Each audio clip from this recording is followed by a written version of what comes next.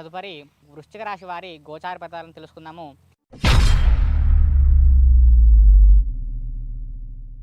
ఈ సంవత్సరము వృశ్చిక రాశి వారికి ఆదాయము 8, 14 వ్యయము, అలాగే వారికి రాజ్యపూజ్యత 4, అఘోరము 5గా తెలియవచ్చు.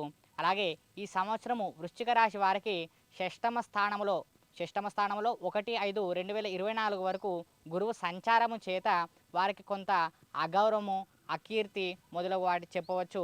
అదేవిధంగా కొంతమేర వాళ్ళకు అదే మానసికంగా స్థైర్యం కోల్పోవటం కూడా జరుగుతూ ఉంది. అదేవిధంగా వాళ్ళు 2/5/2024 నుంచి వత్సరాంతం వరకు కూడా మిగతా సంవత్సరం అంతా కూడా వాళ్ళకి శుభయోగం అని చెప్పవచ్చు. ఆ గురువు యొక్క అనుగ్రహం చేత వారు చేయు పనులందు ఆటంకాలు తొలగి నిర్విఘ్నంగా కొనసాగుతాయి.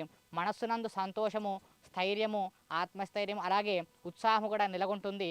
కనుక వాళ్ళు చేయు వృత్తులందు, వ్యాపారంలో నూతన విషయాలు మొదలు చేయడంలో వాళ్ళు చక్కగా ముందుకు వెళ్ళగలరు.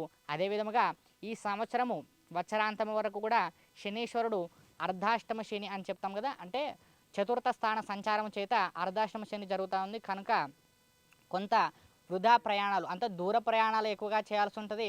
అదేవిధంగా అకాల భోజనము, అదే వారితో దగ్గర వారితో ఎవరైతే వాళ్ళ బంధుమిత్రులు ఉంటారో ఇంటి దారాపుత్రాదులు, అంటే వాళ్ళ భార్య బిడ్డలు కావచ్చు, వాళ్ళ భర్త కావచ్చు, వారితో కూడా కొంత కలహాలు వచ్చేటువంటి అవకాశాలు ఉంటాయి.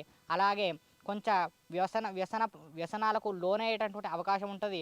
కొంత చేయు వృత్తుల వ్యాపారం ముందు అటువంటి ప్లేసులలో కొంతమేర ఈ మోసపూరిత వాతావరణం కూడా వచ్చేటువంటి అవకాశం ఉంటుంది. కనుక వాళ్ళు వారి యొక్క ప్రయాణ సమయంలో కానీ, చేయు వృత్తి వ్యాపారం సమయంలో కానీ కొంతమేర అప్రమత్తంగా ఉండి వారి యొక్క ధన నష్టాలు కానీ, సమయాన్ని కానీ వృధా కాకుండా చూసుకోగలుగుతారని చెప్తున్నాము. అదేవిధంగా ఈ సంవత్సరము మొత్తము కూడా ఈ 1/5/2024 వరకు కాకుండా 2/5/2024 నుంచి వత్సరాంతం వరకు కూడా కొత్తగా నూతన గృహప్రవేశం చేసుకునే వారికి కావచ్చు, కొత్తగా పెళ్లి వివాహ ప్రయత్నాలు చేసేవారికి కావచ్చు, వివాహం చేసుకునే వాళ్ళకి కానీ మంచి కాలం అని చెప్పవచ్చు. అదేవిధంగా కొత్తగా ఏదైనా కొత్త పని ప్రారంభించే వాళ్ళు, ఏదైనా వ్యాపారం ప్రారంభించే వాళ్ళకు కొంతమేర ఆటంకాలు జరిగినా కూడా వారు ఆ గురువు యొక్క అనుగ్రహం చేత మంచిగా లాభాల బాటలో కూడా ప్రయాణిస్తారని తెలుపవచ్చు. అదేవిధంగా ఈ రాశివారు అనగా వృశ్చిక రాశి వారు ఈ సంవత్సరం లోపల కొంతమేర ఆటంకాలను తొలగించుకోవడం కోసము, మరింత వ్యాపారాభివృద్ధి, మరింత లాభాన్ని పొందడం కోసము యథాశక్తిగా వీలైనంత వరకు ఆ శ్రీరామచంద్రుని యొక్క స్తోత్రాలు పఠించడం వలన, ఆ శ్రీరామచంద్రుని నామాలు నిరంతరము పారాయణ చేయడం వలన మంచిని పొందుతారని చెప్పవచ్చు.